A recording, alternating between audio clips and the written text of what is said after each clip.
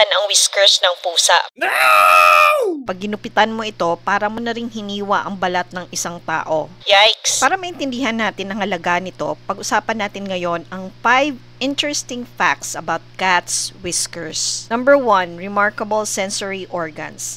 Cat's whiskers is super sensitive. Malalim po ang roots nito. Nadidetect ng pusa ang changes sa kanilang environment katulad ng air pressure at tumutulong sa kanilang sense of balance ang kanilang whiskers. And hindi lang yan. Dahil sa whiskers, nalalaman ng pusa ang distansya ng isang object and direction, and even surface texture. Number 2, navigation tools. Ginagamit ng pusa ang kanilang whiskers para matansya nila kung magkakasya sila sa isang makitid na space at tumutulong din ito sa kanila sa dilim. Number 3, emotional barometer. Makikita mo sa whiskers ang mood ng pusa.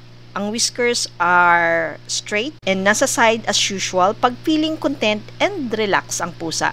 Pero pag medyo na-excite and alert sila, naka-pushed forward ang whiskers, and pag galit naman ang pusa and ready to strike, naka-flat po sa cheeks. Number 4, whisker fatigue. Yes, nai-stress ang whiskers ng cat due to overstimulation.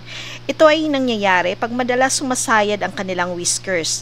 Kaya it is advisable na medyo malaking ball ang gamitin sa pagpapakain at pagpapainom sa kanila.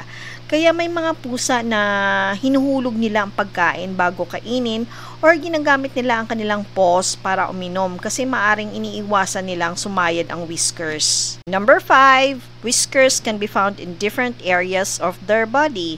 Aside sa whiskers sa side ng mouth nila, cats also have whiskers on their chin, above their eyes, across their jawline, and on the back on their front legs. Interesting, diba? I hope na-enjoy nyo po ang video natin ngayon. If you like this video, please click like, subscribe, and share the love by sharing to your family and friends.